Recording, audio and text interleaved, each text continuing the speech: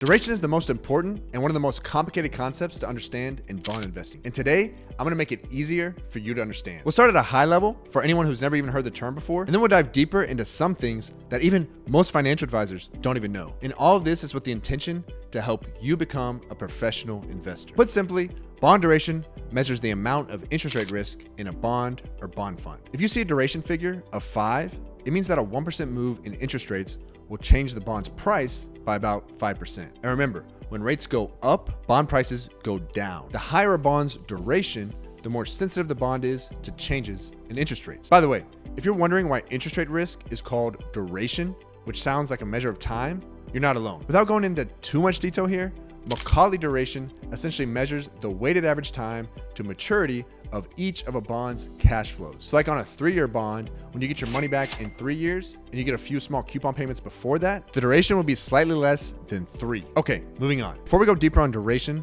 let's make sure we have an understanding of why bond prices move when interest rates change. Let's say you have a 10-year bond that pays a 3% interest rate. If rates go up to 3.5%, then a new bond that has the same risk could pay an investor 3.5%. So why would they take the same amount of risk to buy your bond that only pays 3%? They wouldn't.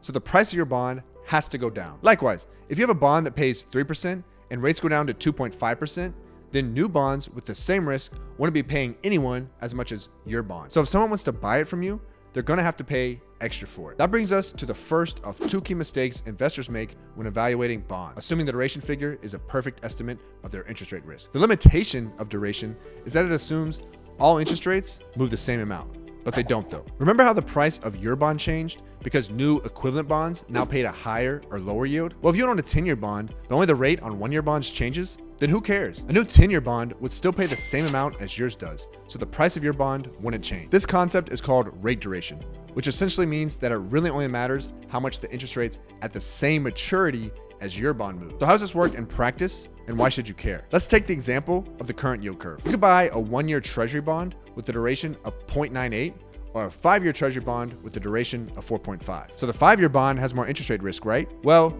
yes, all else being equal. But if 1-year treasury rates go up and 5-year treasury rates stay the same, then the 1-year bond will lose money due to rising rates, but the 5-year bond won't. That's why as a bond investor, you really have to think about which part of the yield curve you're exposed to. Because unlike the oversimplified assumption of the duration figure, in real life, all the rates across the curve do not move the same amount at the same time. The second key mistake investors make when evaluating bonds is assuming interest rate risk or duration is the only risk. When I was working with financial advisors, I saw them make this mistake all the time. They'd have their clients in a short duration fund or a floating rate fund or a multi-sector bond fund or some other type of fund that had a high yield and a low duration.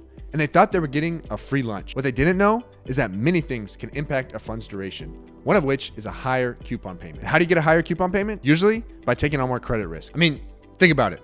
If you have a AAA rated McDonald's bond that pays 3.2% and a US Treasury bond with the same maturity pays 3%, but then the Treasury rates go up to 3.2%, who's gonna buy your McDonald's bond anymore? Sure, they're safe, but they can't print money like the government can. So the price of the McDonald's bond has to go down. But what about a small startup tech company that's paying 8%? Well, a 0.2% change in treasury rates might make some difference, but probably not much.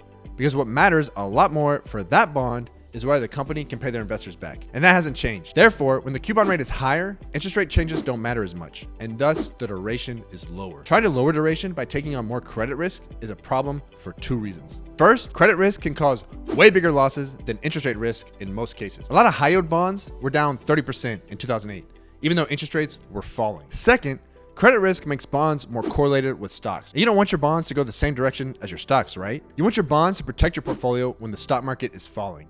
If you take on a lot of credit risk, they're very unlikely to do that. Floating rate bonds sound good though, right? If rates go up, the bonds go up. Sure, that might protect you from rising rates. But do you know who issues floating rate bonds? Companies that have such crappy credit ratings that they can't get fixed rate bonds. So sure, you can avoid a small loss from rising rates, but you make yourself vulnerable to a big loss if the company weakens. Again, not what most investors want from their bond funds. And this was financial advisors who were making this mistake. Let me just take a second and say congratulations. You now officially know more than most financial advisors about how duration works. Okay, so to recap, get your pen and pad out.